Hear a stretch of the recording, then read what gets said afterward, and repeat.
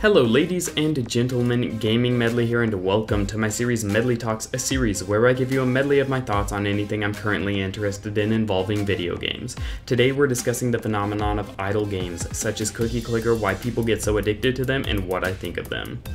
The inspiration for this video actually came from the Co-Optional podcast, which if you don't know is hosted by Total Biscuit, Jesse Cox, and Dodger, and last week was guested on by Slow Beef. And on this podcast, the topic of these idle games, or clicker games, was brought up through the discussion of Sakura Clicker, a game where you click on shabbily dressed anime girls and they make interesting and not so safe for work noises. Apologies for any sounds of doors slamming in the background, by the way, roommates are dicks. Now, I will be linking all of the podcast members' channels in the description, but I actually got very interested in the topic of these idle games through the discussion they had on this. Namely, I got very interested in what makes these games so addictive and, more importantly, so popular. This is an easily answered question for the most part, and it all dates back to 1930 when a man named B.F. Skinner created an operant conditioning chamber while attaining his psychology degree from Harvard. You may also know of this contraption as a Skinner box. It featured a food dispenser, a speaker, a light, a lever, and a rat, all inside of a box. Skinner practiced behavioral psychology and was one of the founders of this psychology subgenre, which primarily revolves around the idea that people and beings are made and not born. Essentially, anyone or anything could be conditioned to do anything with the right environment. In order to prove this, Skinner would attempt to show the rats that when the light in the chamber went on, or he spoke through the speakers and they pushed the lever, a food pellet would come out. If, however, the light was not on or the speaker wasn't activated and the rat pushed the lever, no food would come out. Eventually, the rats learned when to push the lever and the experiment was deemed a success, at determining that with the right environment, a being could be trained to act in a certain way. Variations for the experiment were then created. These variations included green and red lights being put in the chamber as well as an electrical floor. If the red light was on and the rat pushed the lever, it would get shocked. If the green light was on and the rat pushed the lever, it would get food.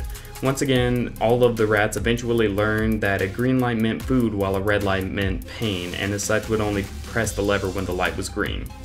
This aspect of behaviorism has so far only been tested on animals because for some reason, I don't know why, it's hard to convince humans that putting a baby in a box with an electrical floor in order to train it is ethical, but psychologists who practice behaviorism believe that humans can be trained just as well as animals should the environment be conducive to such manipulation. As John B. Watson, the founder of behaviorism, said, "Give me a dozen healthy infants, well-formed, in my own special world to bring them up in, and I'll guarantee to take any one at random and train him to become any type of specialist I might select.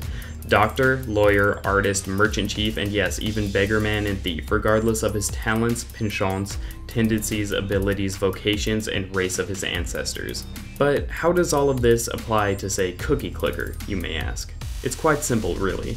Idle games such as Cookie Clicker completely function on creating an environment that its player can be trained in. Both Cookie Clicker and Sakura Clicker exploit basic triggers in the human psyche that make them more rewarding to play than, say, a game where you click shoes. I'll explain exactly what these triggers are one by one for each game. Cookie Clicker exploits the psyche by using something that is naturally positive in connotation, a cookie, and then reinforcing the positivity of this image with upgrades such as grandmas. Both of these things are typically associated with happy memories or experiences, and so the player is immediately drawn into the game feeling good.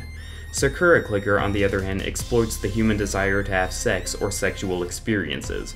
By using scantily clad girls and further reinforcing the sexual aspects of the game by having them make sexual noises, the game exploits a human's natural need and want to reproduce. Clicking the cookies or breasts presented by these games gives off the same endorphins in the brain as eating the cookies or feeling the breasts would. Less so than the physical act of doing these things, yes, but it still evokes the same type of responses. These games then reinforce these positive feelings by evoking a positive environment to trap the player in the game. This environment is, namely, one that is evoked by the feeling of achievement. It feels good to upgrade your clicks per second, it feels good to unlock new clicks, and every time you see your number of cookies baked expand or the health on your anime girl's boobs go down, your feeling of accomplishment rises. Now you might say, okay, if that's true, why aren't I as addicted to, say, Dark Souls as I am to Cookie Clicker? I get a huge feeling of accomplishment in Dark Souls when I kill a boss. And you are correct. Actually, Dark Souls and Souls-like games are perhaps the only games that can give idle games such as Cookie Clicker a run for their money in terms of positive reinforcement. However, the difference, in addition to things such as time played, gameplay, and graphics, lies in the negative environment.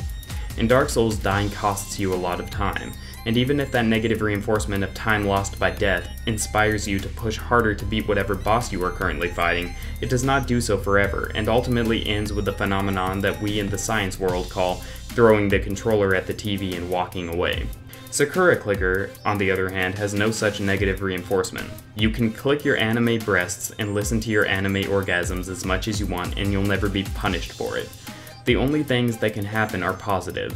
These games are designed by nature to trap you inside of a vicious cycle of naturally evoked endorphins that are further propelled by an environment consisting of solely positive reinforcement that will never stop. If the rat could get a pellet of food every time it pushed the lever, no matter when it did so, what would the rat do? It would eat itself to death. And that's why you're making 30 billion cookies per second or are still trapped clicking fake breasts. You're eating yourself to death on the cycle of positive reinforcement and endorphin highs these games inspire. That's why you tie a rubber band around your mouse, so that you are still clicking incessantly even while you're asleep, so that you can wake up and watch with satisfaction as your cookies are manufactured and your breasts are fondled. So now that we all understand how these games function, what are my thoughts on them? I don't know, but what I do know is I've got to speed up production. I'm only making 5 billion cookies per second, and I've been doing it this whole video!